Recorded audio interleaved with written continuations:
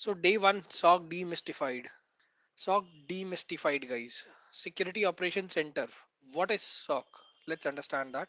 So our agenda for this particular day one would be we are going to talk about very basic things, and then I am going to give. So we'll be starting with, guys, what is SOC. So in this what is SOC, we are going to talk about what exactly this particular word SOC means. Before SOC, what was our security landscape, and after SOC, what our security landscape has been, right?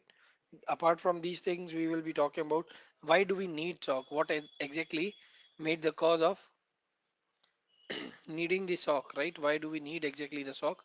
That's what we will be discussing. Again, apart from it, we will be discussing about the things that are going to help us in order to basically understand more SOC, more of SOC, right? So we'll be talking about different types of SOC and their deployment models, right? How these SOCs are being deployed these days in the industry. Right after that, we are going to talk about various different SOC teams, the roles. So we are going to talk about the teams, that what are different teams. We do have L1, L2, L3, all these teams. We do have different roles like analyst, engineer, investigator, consultant. So all these parts we are going to discuss. And then we are going to basically talk about SOC functions. So we will be over here understanding that what exactly SOC has to deliver, right? So what are the deliverables of SOC? We will be understanding them in roles of function. And then we will be talking about SIM, which is basically known as the heart of SOC. So how these function we can perform using a solution known as SIM. And then we do have our dedicated Q&A session. So that's how, guys, we are going to basically cover up our entire SOC part.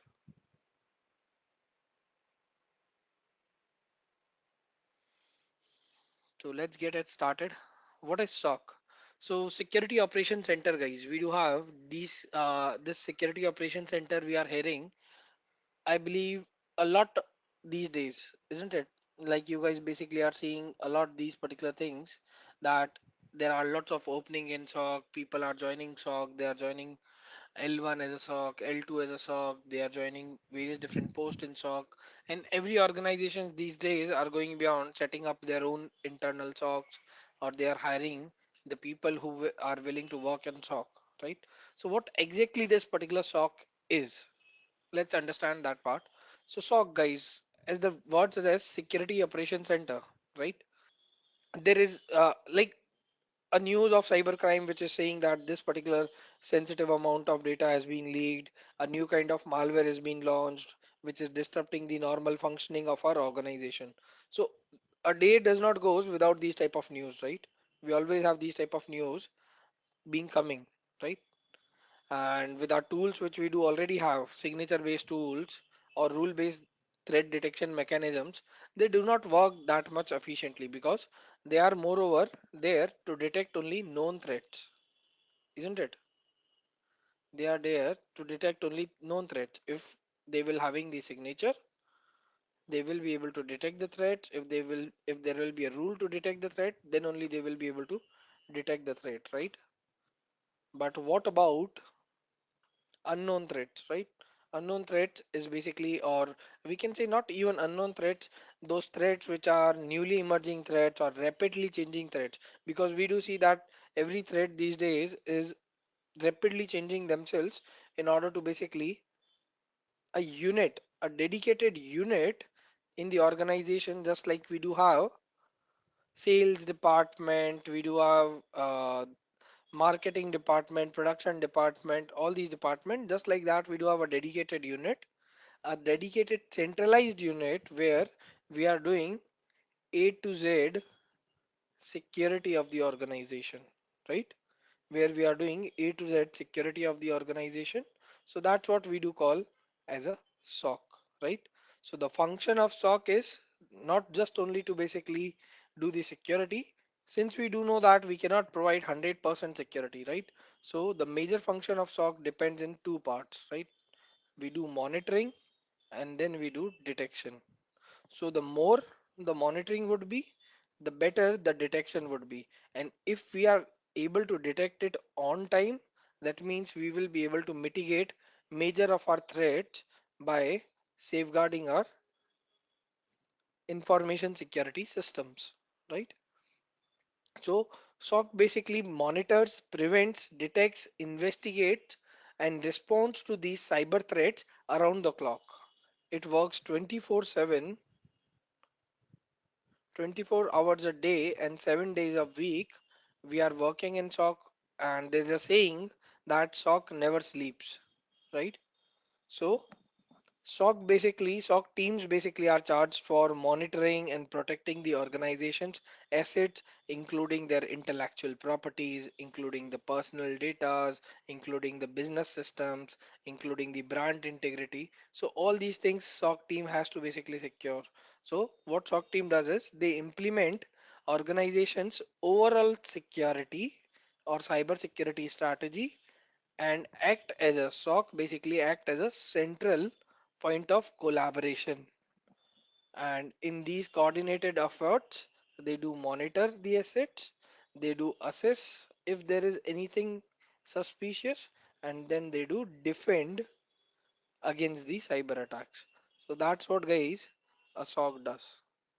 Traditionally, if I do talk about SOC earlier, before uh, I'll talk about what was earlier SOC and what are these days a SOC meant for, right? So before SOC guys, we were having different security teams. Web application security team was a different team. We were having network security team. We were having different compliance auditors up over there. So different teams were there, right?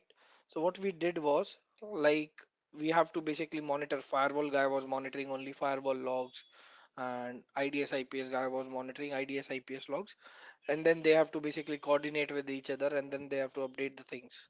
So what we did was we collected all the data to one place, and while collecting that entire data to one place, we basically managed to view it from one centralized location using SOC, right? Which gives us more visibility of the enterprise, right? So that was the earlier part of SOC, and that is how the SOC has changed the recent, I would say, security landscape. Now SOC, I'm talking about the traditional SOC, which were there earlier, right? So traditional SOC was a physical facility within an organization, which basically was housing on your internal information security team, right? The team basically was meant to do the same task, like to monitor the security system, and the aim of a SOC was to protect the company from cybersecurity breaches by doing what? By identifying, analyzing, and reacting to threats on time, right? By identifying the threats on time, by analyzing those threats, and by reacting, that means responding to those cybersecurity threats on time. So SOC teams were made up of people including from management. We were having people from management. We were having security analysts. We were having security engineers, and lot of people these days are being included. But initially, SOC was being formed by these particular people, right? If I do talk about traditional SOC, and then this all people under a SOC label were working with development teams, were working with another IT ops teams, IT operation teams at that time, right? Now these days, all these teams, developer teams, IT operations team, every team is working side by side under one single roof, and it's not anymore a physical facility. These days, we do have facility to even hire SOC as a service, where being taken from your human resource to your infrastructure, you can hire everyone on a service, right? So that's what the new SOC is all about. Now, SOC basically are proven to improve the way of detecting threats, right? So they have the proven way of detecting threats. I'll tell you how these threats were earlier not being detected, which now we can detect it quite easily with the help of SOC, right? So what we are getting is Earlier, as I mentioned, we have to view the logs everywhere, right? We have to view the logs everywhere where we cannot basically view it from one centralized location. So when we were having logs from every device coming to one place, and then we do have something which we do call as correlation, where we were able to correlate all the logs together, right? We can mix up those things and match up something to create something meaningful. So that is how basically SOC improved the threat detection, right? So it decreased the likelihood of breaches because earlier we were not monitoring 24/7. Now we do have the monitoring 24/7, and response within the incidents do occur on time these days, right?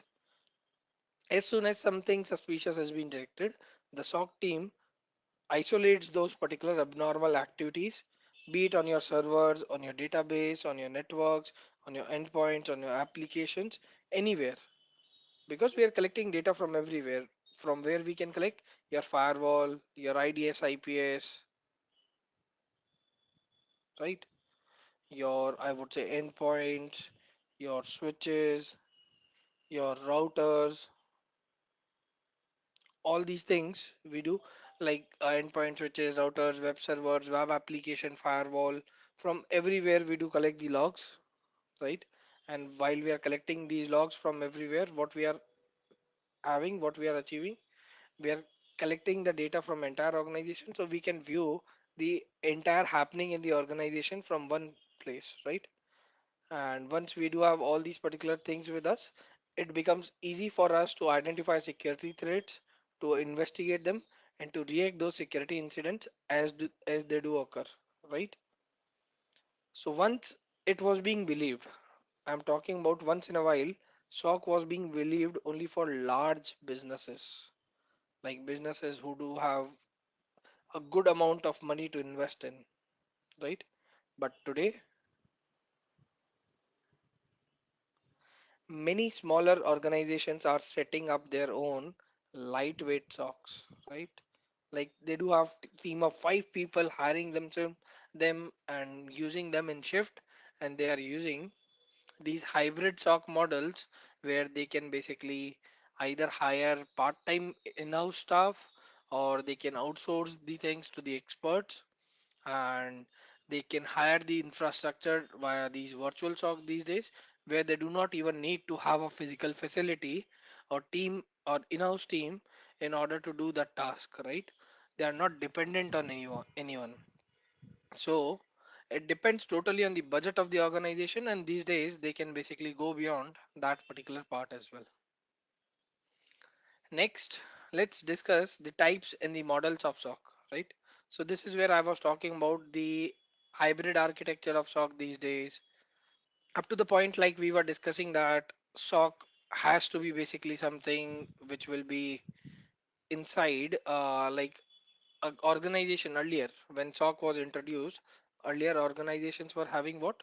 They were having these particular things with them that they were only big organizations can afford SOC because it was very expensive to set up a SOC because it needs to be run 24/7. That means to do one job you need 3 people, right? Minimum 3 people, because the shift goes in 3 types.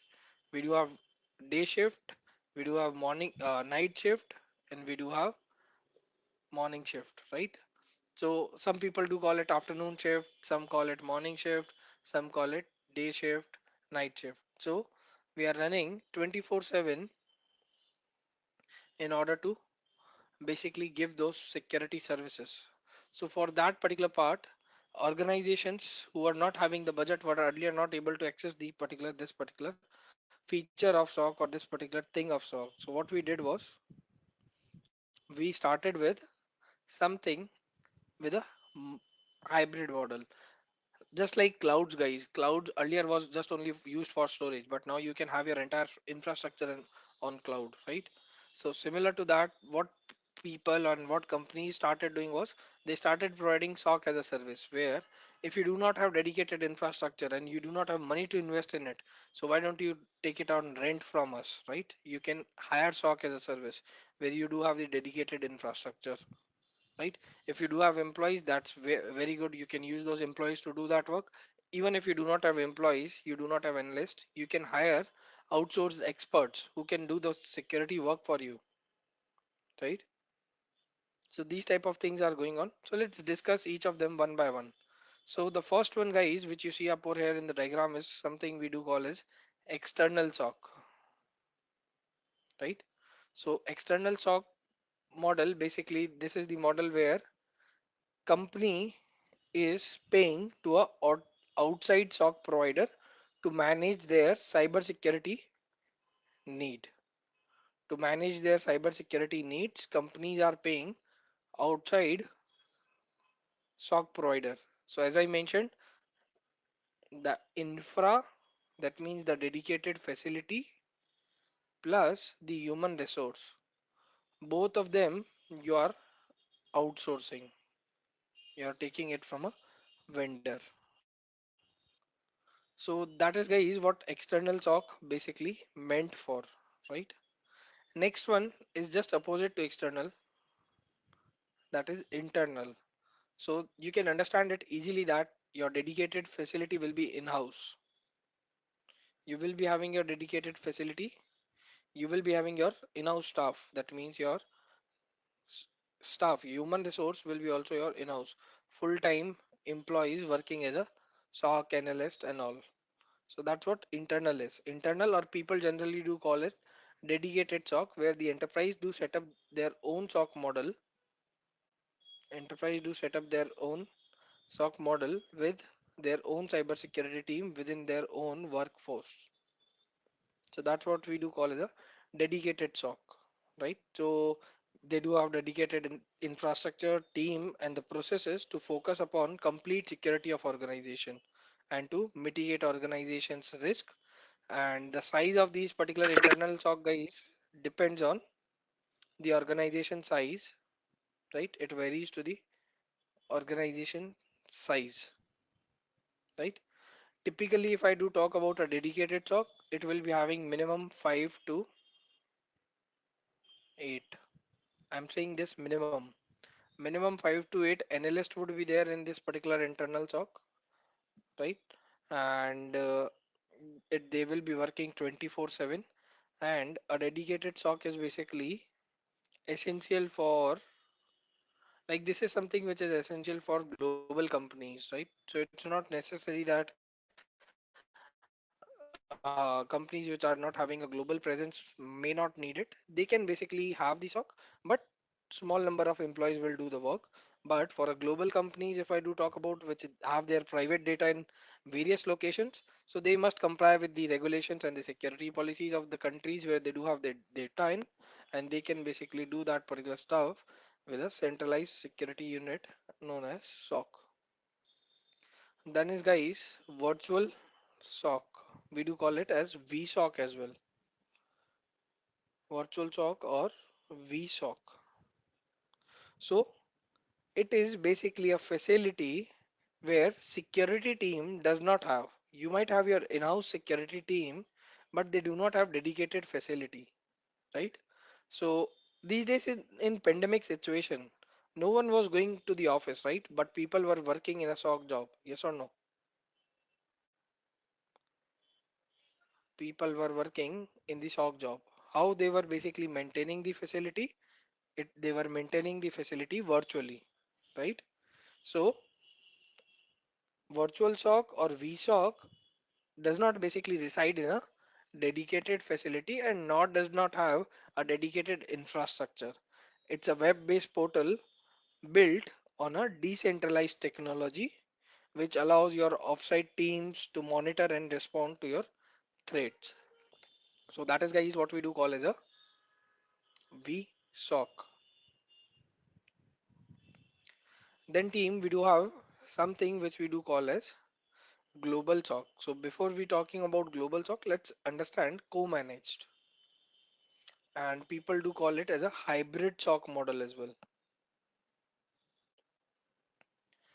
Hybrid SOC model. Yeah, sure. So VSOC is that you do not have a dedicated facility.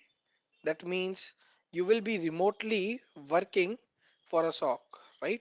You do have a web-based portal where you will be logging in, and then you will be having access to SOC, which is not your dedicated facility. It's been basically taken from a different geolocation. Clear? That's what we do call as a virtual SOC. Then guys, next one which we are talking about is co-managed. So co-managed SOC, in this, your, let's say, internal IT team will be coupling with, tightly being coupled with a outsourced vendor to manage your cybersecurity needs jointly. So in a layman's language, what you can say is co-managed, co-managed is combination of external plus internal SOC, right? Half of the work your internal team will be doing and half of the work your external team will be doing, right? So in a co-managed SOC, you do have on-site monitoring solutions, for example. That means you will be having your dedicated facility, right? You do have monitoring solutions being installed at your end, but you do not have complete staff. You do have 2 to 3 people. You do not have complete staff. So what you have done is you have offloaded the work to some of the external staff, right? So that is what we do call as a co-managed SOC. So why do people choose these type of co-managed SOC, right? There can be a reason, right? So the key reason to choose these type of models are resource constraints, right? If you see in a long run, this is one of the expensive SOC models, right? Because you will be paying salary to your internal employees, you have to basically pay to the external employees whom you are hiring, to the external setup. So whatever you have to do the expense on both sides, right? So for a long run, this is not a viable option, but for a long run, it can be expensive, but for a short run or just to basically have a temporary part, you can basically go for a co-managed. So the organizations who are basically having these co-managed models, because these are because of resource constraints and their budget limits. So these are basically the trade-offs of, let's say, loss of controls or lack of customization, which organizations they do in terms of balancing the things of security, right? So they have to basically find the right balance between the control they want to keep in-house versus what they want to provide to the outsourcing provider. So the effectiveness of this model will be totally depending on these two choice, that what work you will be doing and what work you will be hiring people to do for you. So let's talk about the next one, guys, that is global. GSOC we do call it, or the another name of GSOC is we do also call it as a command SOC, right?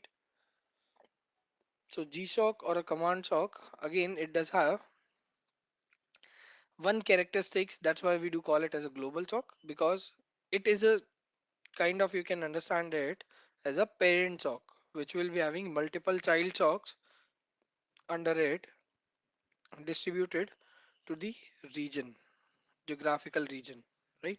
So GSOC or global SOC, guys, it's a high level uh, group that oversees smaller SOCs across a large region.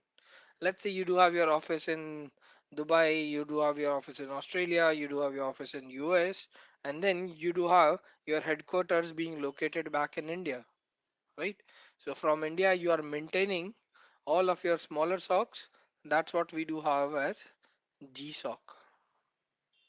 Clear?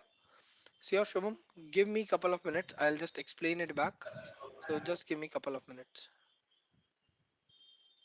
So GSOC is, guys, basically, or a command SOC, we do say GSOC or a command SOC. It does have multiple SOCs distributed, as I mentioned, across the multiple locations, often globally, as I mentioned already. So who will be having these type of SOCs? So your global 2000 companies, or you can say large telecom providers, defensive agencies, and big fours, they will be having basically global SOC. And this particular global SOC or command SOC will be controlling the other SOCs and can also perform actions and recovery processes on behalf of other SOC, right? So that's what we do call as a global SOC. Since I got a request back for a co-managed, in co-managed you do have internal plus external both working together, right? So half of the work you will be doing internally and half of the work you will be providing to a outsourced vendor. So that's what we do call as co-managed SOC. So global would be there. So internal SOC can be a virtual SOC as well. Internal SOC, you can say so, it can be a virtual SOC, but it has to be basically on virtual SOC has to be basically on a decentralized technology. Like half work you are taking, half of the infrastructure you are hiring from a vendor, half of the infrastructure you are hiring from a different vendor. So that's what basically sum as a virtual SOC. But internal SOC, it can be basically a RDP which you are taking to one of your machines via your VPN access, right? So that can be an internal SOC. And external would be something where you are hiring a third party SOC vendor, a SOC provider, where your entire team and your entire infrastructure is basically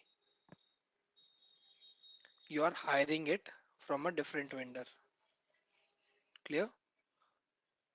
So that's what your external and internal SOC and your virtual global SOC is.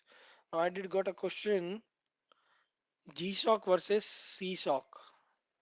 So there are lots of SOC model if I do talk about. So GSOC and I would say CSOC, basically it's one key difference if you can notice between GSOC. GSOC, as I mentioned, it's a SOC model where you will be having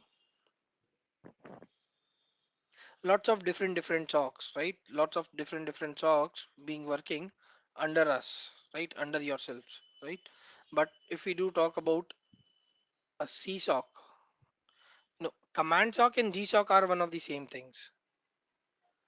So CSOC is what something you do call as corporate security operation center. So it is moreover, you can understand it in a way of corporate security at a level where you will be having your production SOC different and your corporate SOC totally different.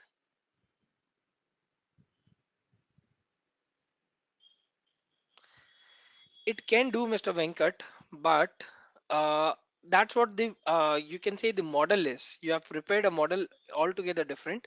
Your own production SOC, your in-house SOC is different, and the SOC which you are providing it to your vendor, it can be basically a different one, right? For which you are providing your vendors as a service. So that's what you do call as a corporate SOC. Just like that, guys, there are lots of different SOC. People do call it multifunction SOC is there, where they do compare SOC versus NOC, right? These two things are there, right? In SOC, and then lots of names are being given these days, right? So lots of things are there. So MSSP, if you are talking about Mr. Bhushan, MSSP is your like a vendor who can provide you the SOC services. That's what we do call it managed security service provider. So mostly Big Four do this particular task. So guys, SOC teams and SOC roles, right? What are the roles available in SOC and what are different teams? So if I do talk about teams, everyone might have heard about L1 analyst, L2 analyst, L3. People do call it SOC lead, team lead. Some people do call it shift lead. So these are one of the same things, right? It can be on L3 itself. It can be a different person as well, right? And then we do have something we do call as a SOC manager, right? So let's understand first of all what is L1, what is L2, what is L3, and what exactly they do. Then I will be talking about different roles, right? These are the teams. Then we'll be talking about different roles of SOC. Clear? So L1 security analyst, or we do also call them SOC analysts. So one of the same things these days, since it's for SOC, so people generally do call it as a SOC analyst, right? So tier one. SOC analyst or tier 1 L1 analyst, basically what they do, let's understand that particular part, right? So these will be the people who will be receiving all the alerts from every data which you are collecting in SOC, right? So in SOC, every data which you are collecting from every different place, it will be gone through your SIM solution, and your SIM will be basically presenting you the alerts based upon that particular data which you are receiving. So any mishappening happen, any suspicious activity happen. So all those alerts are the things which your L1 will be looking into. They will be receiving all the alerts from your SIM via ticketing tools, right? So people do use various different ticketing tools, like there is Jira, there is Snow, right? We do have this particular service now is there, there is Jira, and then we do have this particular, what do we say? BMC remedy is there. So lots of ticketing tools are there these days being implemented by the organizations, right? So using these ticketing tools, L1 basically receives and looks into the alerts daily. So people do also call them as alert analyst, right? People do call them as the alert analyst who will be basically looking into the alerts. So they will be the one who will be reviewing, as I mentioned, most of your SIM alerts, and to see their relevance and urgency. Based upon the relevance, urgency, prioritization, impact, they do classify whether that event, two things, any particular activity which happens into your organization, it's what we do call as a event. A normal occurrence inside your system is what we do call as a event. So event can be, let's say, a system login successfully, event, a system, uh, a password basically failure, that is basically again an event, because it's single attempt, it is, right? Multiple password failures, that can be an incident, right? So any event which does have adverse effect on the security of the system, right? Adverse effect on the security of the system, that's what we do call as a incident, right? Anything which can affect the security of your system or organization or infrastructure, that's what you do call as a incident, right? So L1 will be the one will be looking into all the alerts, will be verifying whether this alert is a event, that means it's a false positive, or it's a incident, right? They will be the one who will be looking into the things, verifying the things based upon the parameters which they have been given. They will be the one who will be verifying the things, and then, so that is what we do call as L1. So L1 basically closes the incident which are on their level, they can close. So you can just think in that way, that SIM basically gives you the alerts, SIEM gives you the alerts, right? Based upon the alerts, L1 verifies whether it's actually an incident which is impacting the security, or it's a event. If it's a event, they basically create a report and then they close this particular ticket. If it's an incident, and if it is something which they can basically remediate, right? They can mitigate or remediate, they will do that. If it is something which is having major impact, they will be the one who will be escalating it to the L2 people, right?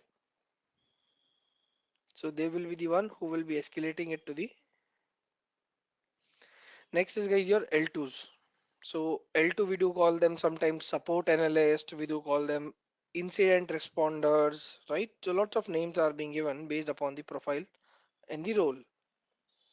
So L2 will be the people who will be basically addressing only real security incidents, because whether looking into the real security incidents itself, because whether it was an incident or not, that is already being analyzed by L1, right? So they do not basically find out what is false positive and not, they evaluate the incidents which are being given them by the L1 analyst, right? And they uses mechanisms like threat intelligence, they uses mechanisms like IOCs in order to pinpoint, like they will be the one who will be doing the incident response, right? So some sort of investigations, bit of forensics, these are the part which they will be doing, where they will be investigating the things that what exactly needs to be done, which systems basically are the affected systems, and what is the extent of attack, right? So they will be the one who will be also carrying out in-depth analysis to find out the preparator and the to find out the type of attack which has affected the data and the system, and how much impact it has done to those particular system up over there. And also L2 will be the one who will be creating and implementing strategy for containment and recovery. So that is what we do call as L2 analyst, guys. Sounds good? Then guys, we do have L3 analyst or SOC lead. Any malicious activity, any activity which is harmful to the organization, that's an incident.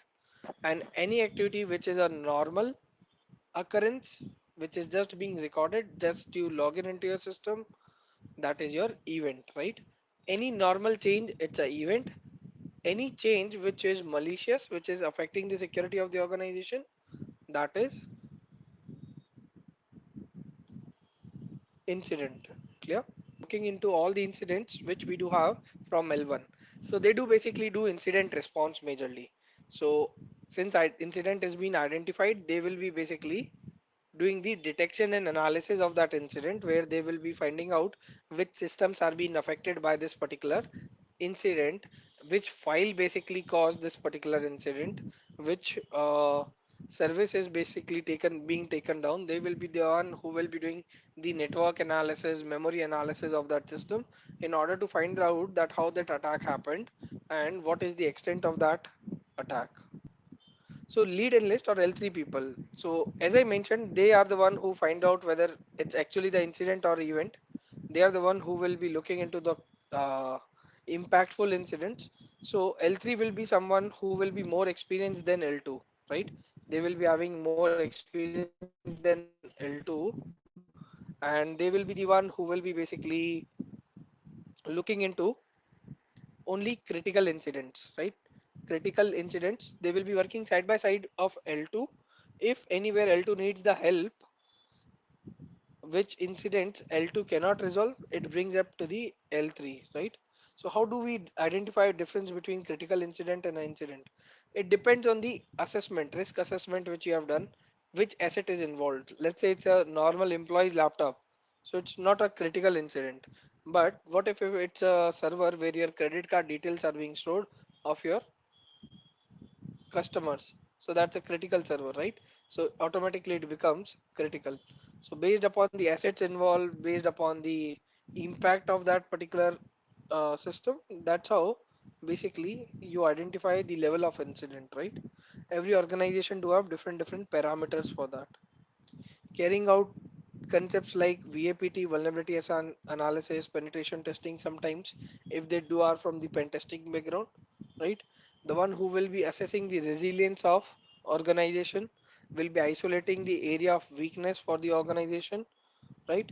Will be reviewing the threat intelligence quality, the security data which we are receiving from the machines. Will be trying to identify unknown threats within the organization and the security gaps within the organization which are currently unknown. So that is what a typical L3 do. If I do talk about a SOC lead, so SOC lead is one who will be leading the security operations team with a focus to protect the client majorly from the bad guys, right? So it's a lead position, if you can say, who will be participating in the investigation, identification and reporting of cyber threats, which will be more, we can say, impactful for the business, right? So that's what L3 are. Then guys, we do have SOC managers. These ones basically managers. If we do talk about SOC managers, these are the ones who will be the link between the management and the security operations team, SOC team, right? So you can say that, so that these are the ones who will be the people who will be from the management, not entirely from the management, but will be doing the work for the management, reporting to the CISO, CTO. and the one who will be working and orchestrating the entire security operations program, right? So SOC manager is the one who directs the SOC operations, right? The one who is responsible for SOC teams, their hirings, we can say their training, creating security strategies, for responsible for syncing between the analyst and the engineers, the one who directs and orchestrates response to all the major threats is we it's what we called as incident, but he should be having the knowledge. So yes, Ms. Harikrishna, if you are saying yes, he should be a person who will be a techno managerial person, right? Should be knowing the technicalities, plus we have the management at a side as well, right? So next one, there is one more hierarchy right after this, which is we do have something which we do call as CISO in the hierarchy after SOC manager. I did got a question. Does CISO necessarily have SOC manager skills? So CISO, you can say that is someone who is more important than SOC manager, right? So CISO is the one who will be establishing, you can say, the security related strategies, the policies, and the operations which will be impacting the entire organization, right? So the one who will be actually from the management working closely to the people like CEO, CTO, right? Working closely to the CEO, CTO, these will be the ones who will be having lots of management related issues, and the one who will be explaining the management regarding any particular major threat or security issues which has affected the security of the organization. So forensic investigator, guys, this is basically the role where it can be the member of IR team and it can be someone who is not the member of IR team as well, right? So forensic investigator will be the one who will be responsible for doing the forensics. That means to find out the root cause of the breach will be the one forensic analyst, right? So root cause analysis is what something forensic analyst generally do, right? So that is what we do call as forensic investigators. So what kind of skills he should be having? He should be having skills of network analysis, memory analysis, disk analysis, email analysis, all these things, right? So that is what we do call as forensic investigator. Clear? Next one is what we do call as security or SOC engineer, you can say. So these will be the one who will be in charge of maintaining and updating the tools, right? The one who will be the in charge of maintaining and updating the tools and the systems, and generally people do call them as hardware and software specialist, right? These are the ones who are hardware and software specialist who will be responsible for any type of documentation which is being needed by the organization, any type of documentation by any other member of the organization. If it's been needed, engineers will be providing regarding the protocols, that how data is being basically created, collected. We do have PCI DSS, we do have GDPR. PCI DSS is for credit card, prepaid card informations, right? GDPR is for data protection.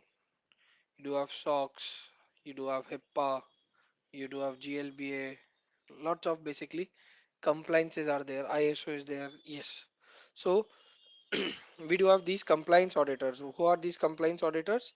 These are the ones who will be basically looking out within the organization that whether these compliances are being followed or not, that how these compliances are being maintained, implemented, and being followed by the organization.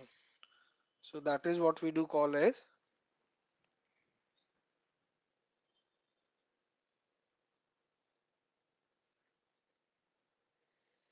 that is what we do call as compliance auditors, right? The one who will be doing the compliance and the audits for the organizations. It includes from SOC audits as well. You guys might have heard about SOC 2 audits and all these particular parts. So it includes SOC audits as well, where they will be assessing the SOC and the output of SOC, the desirable output of SOC, that how our SOC is working, whether it is working in a way which we do wanted it to work or not, or what improvements can be done within the SOC. So all these things will be taken care by the compliance auditors, right? Next one, guys, we do have incident responders. So this is the most, I would say, important job in a SOC IR, and 90% of the time people will be doing the IR activities in SOC itself, right? So incident responder is the one who will be basically having the skills to respond to any type of incident, security incident, be it network security incident, be it email security incident, be it malware security incident, be it web security incident. So the one who is having the specialization in incident response, the one who knows how to basically identify the threats, how to basically contain that threats, how to basically eradicate those particular threats, how to recover back our business, and how to keep the smooth functioning of business going on. Plus, they do have the responsibility of creating run books and playbooks which can be used for later down the line when incidents being done, right? So that is what we do call as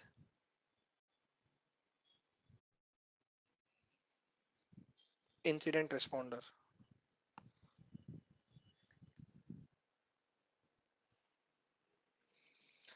Runbook and playbook is one of the same things. You can call it one of the same things where these things are basically, you can say, something which will be needing a reference manual. So if same sort of incident happens in future, you can use a runbook or a playbook. So runbook or playbook, you can say, these days are being implemented to do a some certain task. Let's say I've created a flowchart that to eat an apple, I have to basically pick up a knife, I have to pick up an apple, I have to slice the apple, then I have to take it to my mouth, then I have to eat it. So this is a run book which I have created or a playbook which I have created, which I can use to basically do the task next time, or can be used for a reference for similar type of incidents. Let's say now I want to eat a banana. So I can refer to that particular playbook of how to eat apple, and I can do the same task up over there. So compliance auditors, what do compliance auditor do? Technical or just auditing? They do both. So technical compliances, they will be taking care of like why it's not being followed up and all. Plus they will be doing the auditings within the data of the organization, that what compliance basically was requiring and what we are following, and what are the gaps which can be bridged in order to basically make sure that compliance is 100% being followed. Then guys, the next one is SOC analyst. So this is what we do call as a investigator.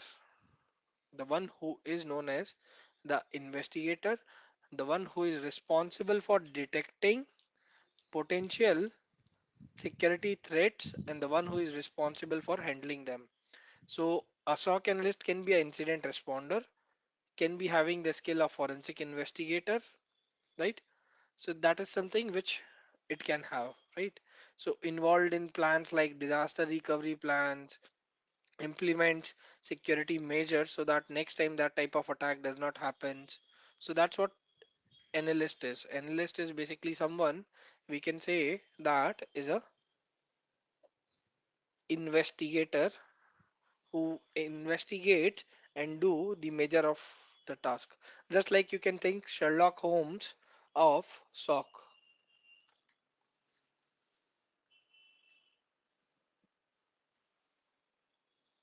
right? And the next one, guys, we do have is threat hunter.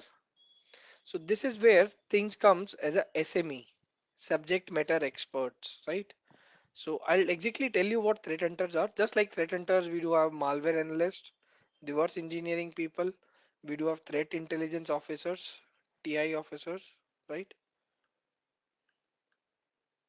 We do have various different roles as well, right?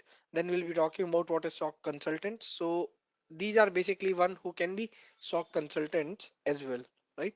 So let's talk about threat hunter. The one who will be basically finding the threats within your system is what we do call as threat hunter. So the intelligence team will be sharing the intelligence to these hunters. Taking upon those intelligence, they will be scanning the systems and they will be finding those threats within the system manually plus using tools is what we do call as a threat hunter, the one who hunts the threats in the organization. So that is what we do call as a threat hunter. Next, guys, we do have incident response, malware analysis and reverse engineering person. So the one who is having the specialization in malware analysis, the one who we can say is a malware analyst and a reverse engineering guy, right? Uh, Miss Roshni, I would say threat hunter are not basically someone who will be hacking into the systems, right? So hacking is basically finding out the vulnerabilities.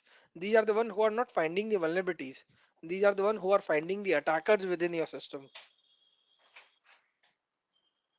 No, threat hunters and penetration testers are both of the different things. So threat hunter will be someone who will be hunting for the threats. That means attackers. Threats over here I am referring to attackers or attackers IOCs, indicators of compromise, right? But penetration testers are who basically finds the vulnerabilities within our system. So you guys know that threat and vulnerabilities are two different things.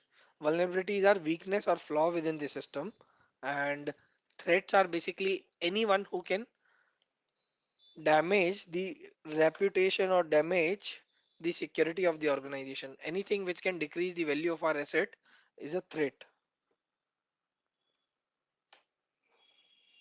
So either threat hunters do have basically IOCs with them, which basically helps them to find out what they are looking for, or they still will be looking in the system without any IOCs to find out suspicious activities which has happened in the system and to identify the unknown threats within the system. So that's what threat hunter does. Reverse engineering in terms of identifying the malwares and all these particular parts, right? So that's what we do call as malware analysis reverse engineering guy, right? Then you do have threat intelligence officer. So threat intelligence officers are basically the one who will be collecting the intel against the threats which an organization can use in order to monitor, detect and block those threats before coming into the organization, right? So that's what we do call as threat intelligence officers, the one who will be within the organization and will be doing collecting the information about the threats associated with it, right?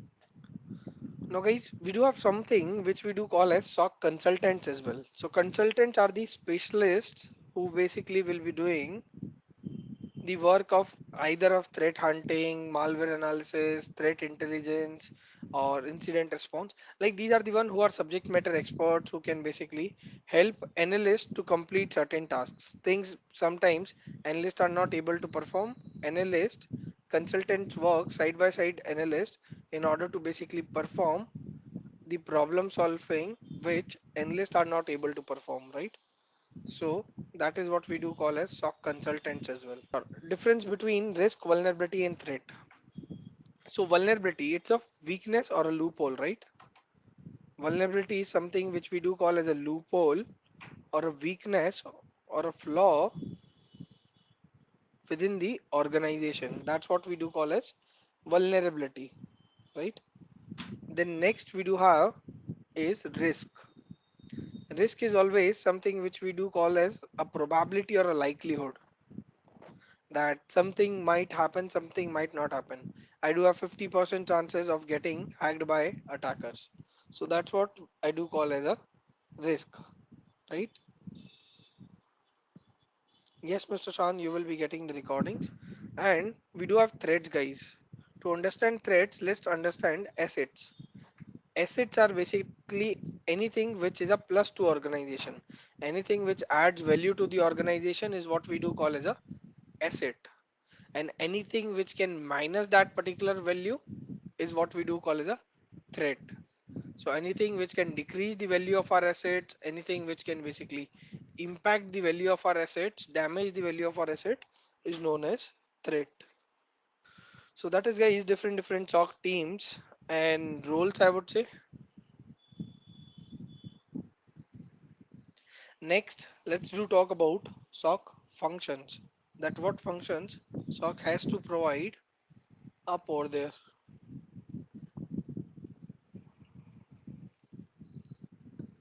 So what function SOC has to provide up over there. So majorly we will be talking about three major functions in which I will be dividing most of the work of SOC. So we do have real-time monitoring and real-time management, right? So real-time monitoring and real-time management, that means whatsoever we will be basically doing, it will be all real-time. It's not that we are collecting it today and we are giving the reports, we are analyzing it 1 month later. Everything is real-time. You click on a malicious link, we will get the alert immediately that user clicked on a malicious link, right?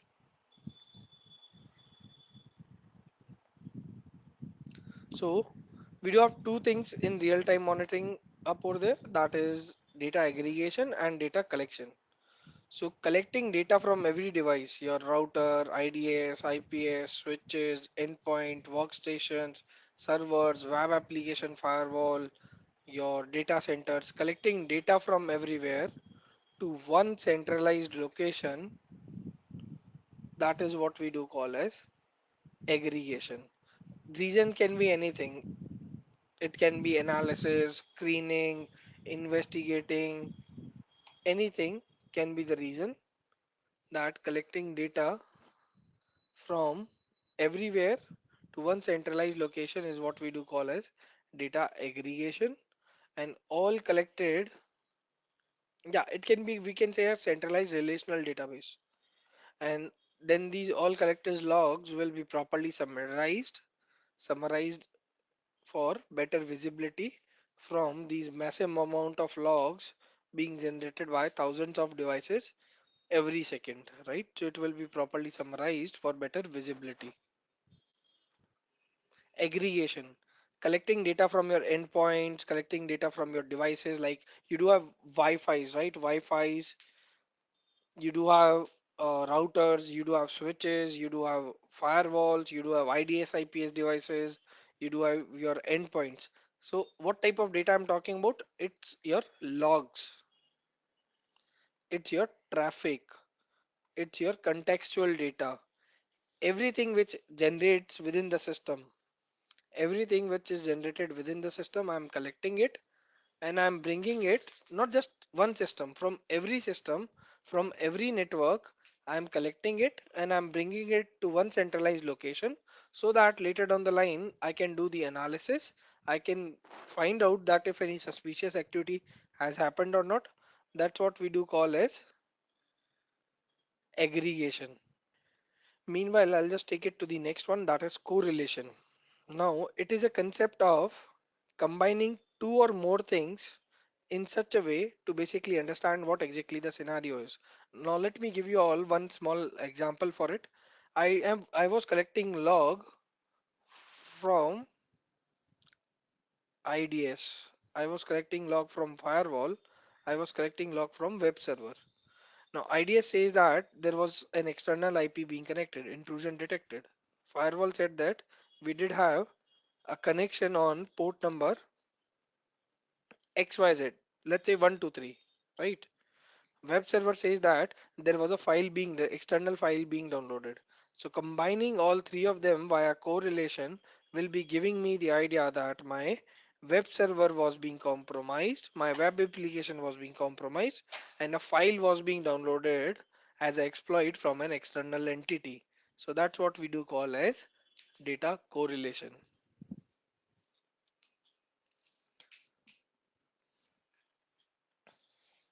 So in this phase, two or more log events are combined to learn the intelligence of what actually have occurred of suspicious events and can help us to understand the complete incident scenario.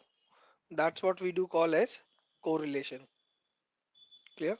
So correlation will be the part where we are performing the technique to narrow down our scope of detecting suspicious event logs. So guys, correlation, if which I was talking about, it's not a normal process. It does basically. So there are multiple ways you can install agents for integration. You can use APIs to connect the systems to bring out the logs, right? You can use syslog protocol to collect the logs. So multiple ways are there. SNMP protocol to collect the logs. Coming back to correlation, correlation does have lots of things guys up over here. So I will be talking about four things through which we basically complete our correlation process. Number one is basically your normalization, right? Number two is your categorization. Number three is your prioritization. And number four is your coordinated response and remediation. So normalization guys is the phase where we will be eliminating the redundant log entries. That means logs which are being received from thousands of devices and which are pointing towards same activity. We will be bundling up those logs and we will be making our collection more precise and concise. That's what normalization means, right? Bundling up the identical events is what we do call as normalization. Sure, Mr. Vikas, we can discuss it a bit later. While once I complete the topic, I'll be basically explaining you that as well. So that is guys, data correlation, normalization of data correlation. The next one is categorization. So this is where we will be classifying the threats. We have collected the data from multiple devices. We have correlated, normalized. Now I will be classifying the threats, whether it was an insider threat, classifying the threat. That means categorization means classifying the event logs, that what type of event logs it is, whether it's pointing towards the malware activity, whether it's pointing towards the vulnerabilities, whether it is pointing towards the cloud risk, right? What exactly basically the types of activity it is, right? So that's what categorization will be doing, which will be helping us and making it easier to understand the correlation between two or more event logs, right? So as I mentioned with the example that my web server, my web application firewall and my IDS, all three of them are pointing towards my web server compromise. So I will be giving it as a category of web application threat so that it can be better understandable for us, right? That's what we do call as a categorization, right? And next one guys we do have is what we do call as prioritization. So prioritization will be the part where once suspicious event is being identified, right? Once suspicious event is being identified with which type of asset is being involving. Let's say whether it's a PCI DSS server or whether it's a John's laptop, which particular asset is being involving, and that assets concerning revenue will be basically checked, and accordingly the prioritization will be done to understand whether we need to respond to that particular threat immediately or we can basically do that later. So generally prioritization in SOC is being done with the help of SLAs, right? We do have P1 tickets, we do have P2 tickets, we do have P3 tickets. So every ticket basically depends on the priorities.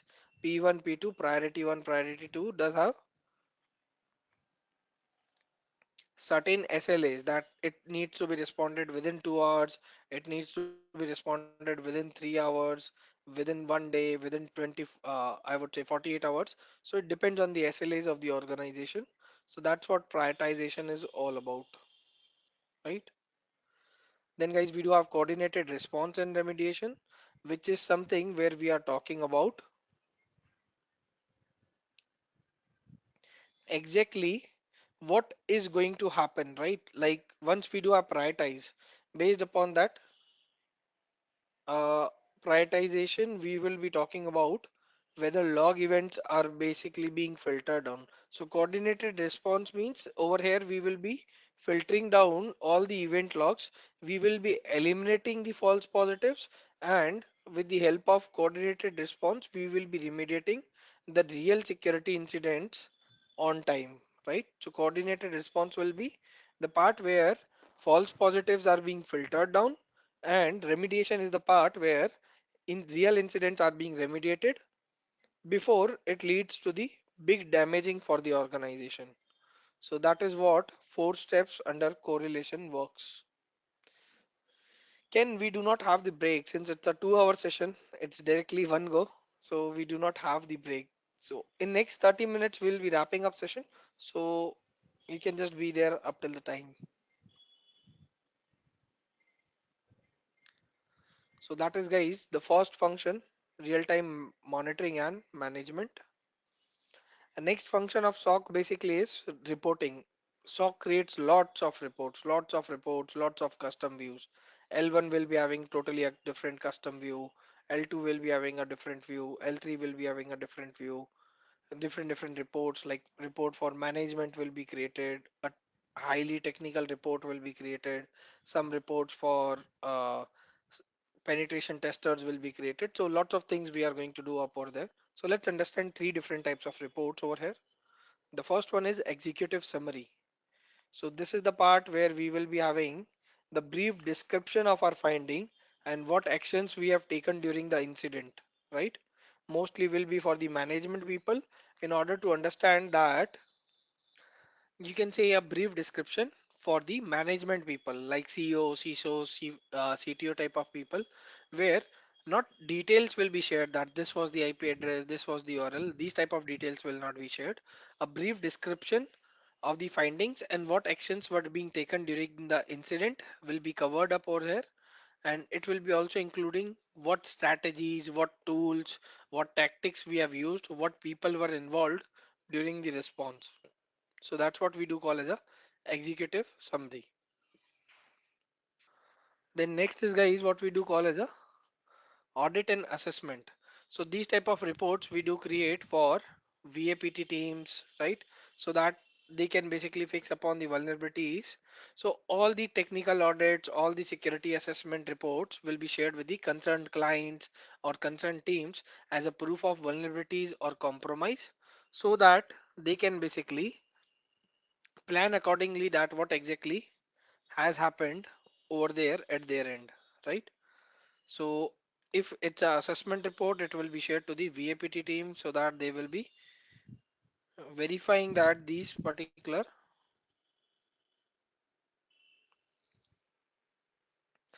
things are not right. So that's what basically audits and assessment reports will be sharing. So they can basically work upon the vulnerabilities and we can take a report upon them, like a follow-up can be taken to ensure that the incident or the vulnerability is fixed completely or not, right? So that is one thing which we can do under audit and assessment. Then team, the third type of report is security metrics reporting. So this is something which you will be creating for the organization, right? Your organization's current security posture will be collected from all the devices, and what is organization's capability to register attack will be basically finded up over there. And this type of report will be shared by senior management for decision making on security investments, right? That whether they should purchase a new firewall or not. So it will be helping management to decide the current strength of the organization's security posture and their readiness to face any type of cyber attacks or data breaches in future, right? So that's what security metrics reporting will be including. And the third function of SOC is guys after action analysis. That is majorly the third function. First function real time monitoring, second function reportings, third function analysis. So forensics is basically something part of SOC, investigation is again something which is part of SOC, right? So in this phase, what we can do is we can collect forensics. Forensics is basically, you can say, the another word to forensics is RCA, root cause analysis. So forensics is a step-by-step approach of finding that what exactly have happened within the organization or within that incident in order to find out the root cause of that particular incident, and that's why we do call it as root cause analysis also. So all the collected data will be analyzed as an evidence in a greater depth, right? We will be finding it in a greater depth to learn more sensitive information about that incident, which will help us to basically prevent that incident from happening in future, right? That's what we do call as forensics. Clear? Root cause analysis to find out the root cause of incident so that we can basically document it so that from next time that type of activity will not happen. That's it, forensics. Investigations, these are basically only done, like I'm not talking about a normal analyst investigation on a phase where we do have law enforcement agencies or cyber cell being involved, right? That's what is called as investigation. So in this phase, investigation is conducted if the incident is too damaging for the organization, which may involve CERT teams, computer emergency response teams, which is a government body to basically help to mitigate the incident, or a law enforcement agency like FBI and other cyber cells are being involved to trace back the, let's say, attacker's location and to take legal action against them. So that's what we do call as investigation. So that is, guys, the third function of SOC, right? And the last topic for the day, SIM, which is also known as heart of SOC. So guys, all the functions which you have seen with me, real-time monitoring, reporting, forensics, investigation, all these functions are well performed by SIM technology, right? All these functions are well performed by SIM technology, right? So SIM is basically what we do call as security information and event management, which is basically, you can say, combination of two words. We do call it SIM and SEM, right? SIM and SEM. These two words combined together is created as a SIM. So SIM is basically your log collection. You collect the log from data sources and you create the reports for it. Report generation and log collection is part of SIM, and SEM, security event manager, security information management, does log collection and report generation. And security event manager, SEM, basically will be doing analysis of event. So your analysis of event comes under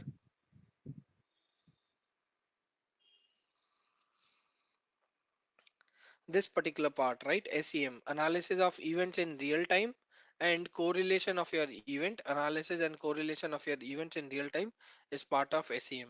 So combined together, these technologies, we do collect the logs, we do real time, do the analysis, we do correlate, and then we can generate the report. That's what the basic, the major basic functionality of SIM is, right?